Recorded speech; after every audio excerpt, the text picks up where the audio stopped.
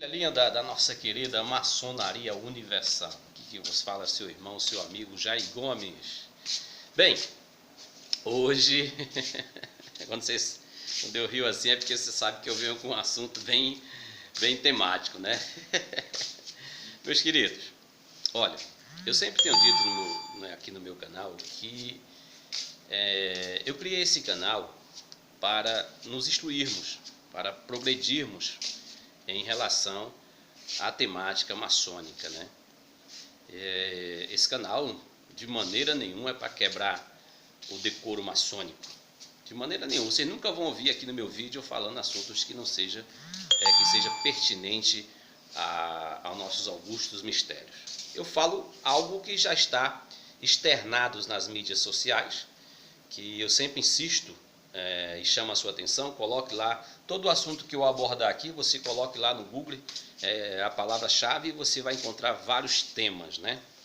E o assunto que eu vou abordar hoje novamente, que eu já falei em um vídeo, mas vou alimentar a ideia sobre a questão do mestre instalado, né? Do mestre instalado, que hoje, principalmente nas grandes lojas do Brasil, tem causado alguns percalços. Eu digo percalço que tem sido mal compreendido pelos mesmos, ou seja, por aqueles que galgam essa virtuosa situação que é ortogado a eles a venerança de uma loja.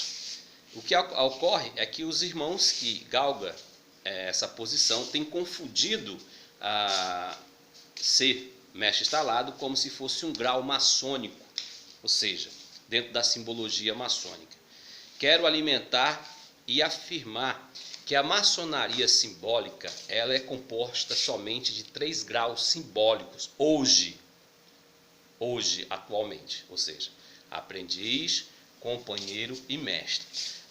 Na maçonaria operativa, né, se você estudar, né, você vai ver que não existia o grau de mestre, era simplesmente o grau de companheiro e aprendiz. E a loja era dirigida por um maçom, a qual era eleito pelos companheiros para sentar à cadeira, ou seja, para liderá-los. E esse maçom, ele recebia o título de mestre maçom. Ele não passava pelo rito de exaltação que a gente vê hoje, né? Que a gente vê hoje na maçonaria atual. Não havia necessidade desse companheiro passar pelo rito de exaltação para ser mestre. Ele simplesmente era colocado na cadeira, digamos, de Salomão, simbolicamente falando, e ali ele recebia o título de mestre maçom, que ele passava a liderar os demais irmãos, no caso, hoje, o venerável mestre. Beleza? Se você tiver alguma dúvida, estude, que eu não vou te dar aqui de mão beijada, né? Então, o que ocorre hoje? Na maçonaria operativa, não havia essa ritualística de exaltação. Hoje, na maçonaria atual, há uma ritualística, ou seja, onde o companheiro passa pelo rito iniciático, não deixa de ser uma iniciação, para galgar o seu ápice maçônico, que é o grau de mestre. Beleza? Só que na maçonaria moderna, né, desde o ano de 1927, quando houve a primeira incisão da maçonaria brasileira, ou seja, havia somente o Grande Oriente do Brasil, quando houve uma incisão que fundaram e criaram-se as potências maçônicas, hoje denominada com o título distintivo de Grandes Lojas Maçônicas dos Estados, criou-se então um quarto rito, que é o rito de instalação do mestre maçom, que passa a exercer o cargo, digamos assim, de venerável mestre. Ou seja, ele passa por um rito, né, de instalação. Quero deixar bem claro, afirmando como fato de que não havia esse rito. Esse rito foi criado a partir dessa incisão do Grande Oriente do Brasil, que se cria as grandes lojas, em 1927. O Grande Oriente do Brasil só passou a adotar esse rito de instalação no ano de 1968, né? Quase aí 30 anos depois que o Grande Oriente também adota o rito, né, de instalação. Bem, meus irmãos, é sabido de todo maçom especulativo que gosta de estudar maçonaria que mestre maçom que senta na cadeira simbolicamente do Salomão, digamos assim, não é um grau maçônico simbólico e nem é um grau filosófico. A maçonaria especulativa atual, ela compõe somente de 3 graus simbólicos, ou seja, aprendiz, companheiro e mestre. O mestre instalado não é um grau maçom. E o que a gente tem visto hoje na maçonaria atual, principalmente nos livros de presença, é que o cara está lá, livro de presença. Olha, o que eu falo aqui não é questões internas, são coisas triviais que está aí na internet, beleza? Quando você vai adentrar numa loja maçônica, você tem lá o livro de presença. E tem lá, você coloca o seu nome, né? O seu sim, beleza? E o grau simbólico, porque você vai fazer parte de uma loja simbólica. Ou seja, qual é o grau simbólico? Aprendiz, companheiro e mestre. Eu afirmo que mestre instalado não é um grau simbólico.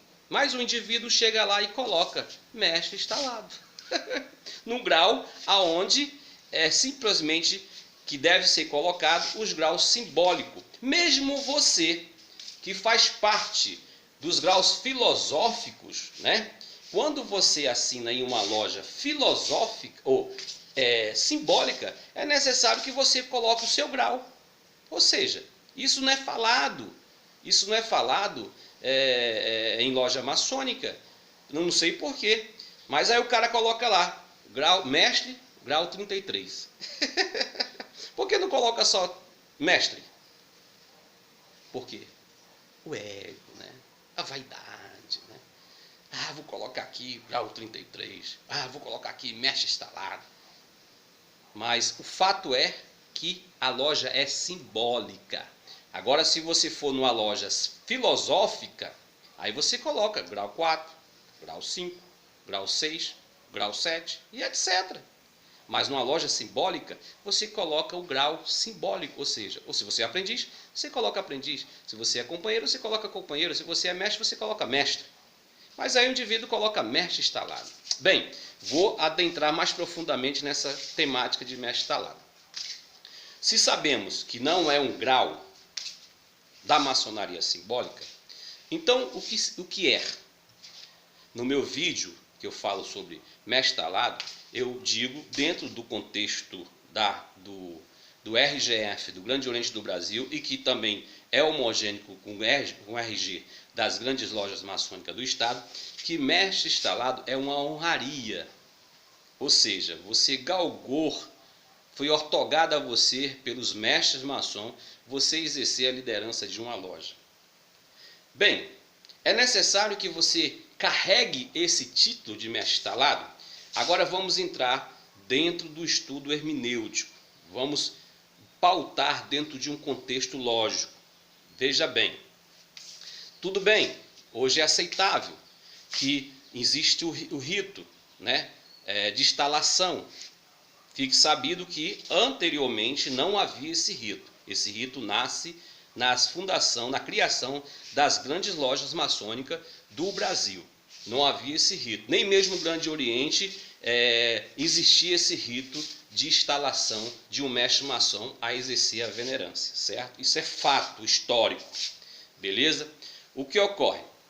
Quando se passa por esse rito, o mestre, que foi eleito pela maioria dos seus irmãos, ele vai ser instalado, certo? Então, hoje, ele passa por um rito, né, de instalação, onde é ortogado a eles, a esse mestre maçom, algo relacionado a esse rito, né?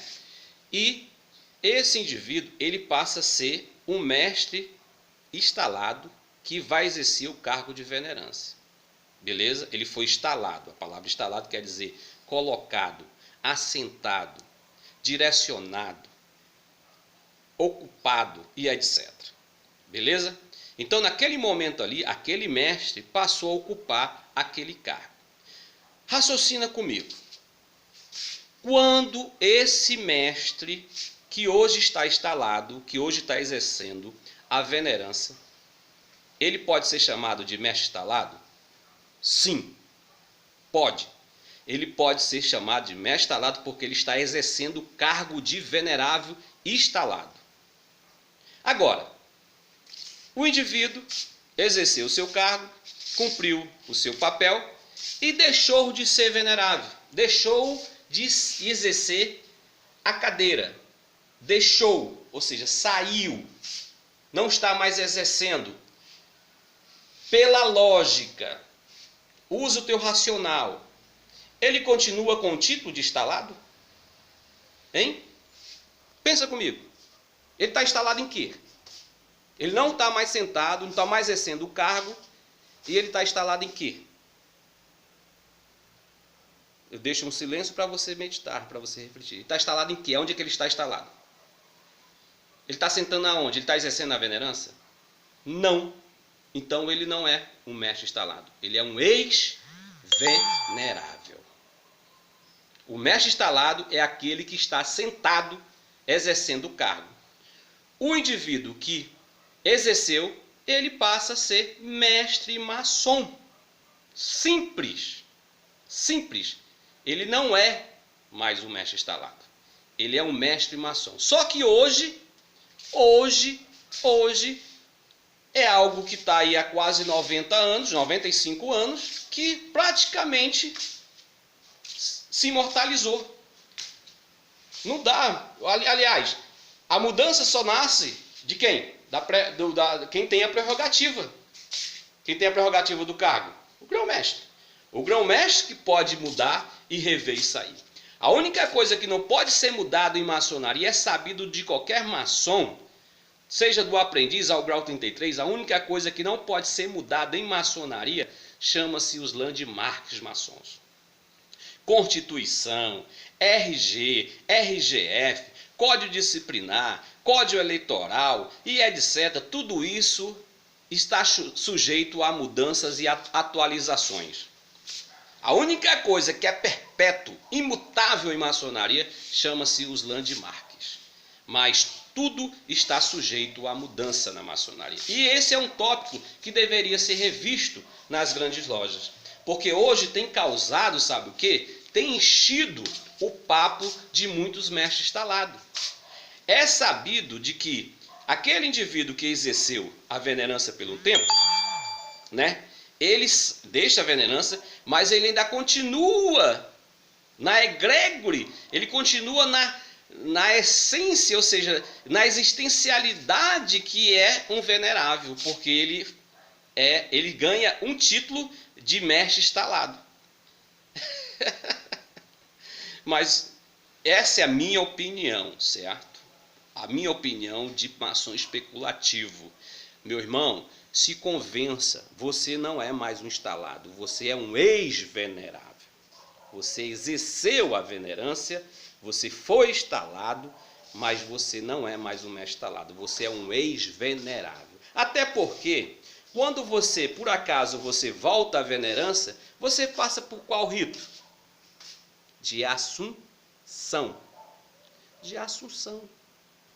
De assunção. Você volta ao cargo, porque você já passou pelo rito de instalação. Não há mais necessidade de você repetir o rito. Então você assume o cargo novamente. Você era um ex, agora um atual venerável. Entenderam como é simples as coisas? Né? Mas aí você indaga, você mestre instalado, né? Você, não, Jair, mas nós temos o colégio de mestre instalado. Bem, concordo plenamente. Corretíssimo. Ora, quando a grande loja constitui o colégio de mestre instalado, quem são os primeiros convidados a fazer parte desse colégio de mestre instalado? os veneráveis mestres que estão assentados na direção de suas lojas. Eles são os mestres instalados. Entendeu? Aí você que foi um ex-venerável, você é um mestre instalado? Não, você é um ex-venerável. Mas dentro dessa temática, dentro do que já está vivenciado nas grandes lojas maçônicas e também no Grande Oriente, o indivíduo se acha que recebeu um título de mestre instalado, que para alguns seria até um 4º grau da maçonaria simbólica, né? E isso, repito e afirmo, tem causado muitos transtornos nas lojas simbólicas, porque o indivíduo, por ter sido um ex-venerável, que ele acredita que porta um título de mestre instalado, ele se acha no direito de estar 1 grau acima do mestre. Não. Eu falo com toda a autoridade e com todo o conhecimento até aqui, que é pequeno, de maçonaria. Você não está acima de um mestre. Não está. Está dentro de um conceito do teu ego, das tuas vaidades. Mas você, depois que você exerceu o cargo de venerável, você passou a ser um ex-venerável e você voltou a ser um mestre. E nunca deixou de ser um mestre. Maçonaria simbólica é uma coisa, maçonaria filosófica é outra. E, até hoje, aquele que passa pelo rito de instalação, até hoje, não é um grau maçônico e acredito que nunca será um grau maçônico. Isso eu acredito, né? É uma honraria. Foi concedido a você o privilégio de sentar à cadeira, simbolicamente de Salomão, para direcionar os seus irmãos. E depois que você exerce, depois que você deixou aquele cargo, aquela função, você passa a vivenciar novamente o que de fato você é, um mestre maçom. Espero que você possa ter compreendido isso e que as vaidades do MI possa deixar de existir dentro de você. Falo isso com carinho, porque te amo, viu, meu irmão? Sem te conhecer. E o que está acontecendo hoje nas nossas lojas simbólicas é que estamos vivenciando mais um grau maçônico que não existe, que é o de mestre instalado. Beijo no teu coração, te amo sem te conhecer.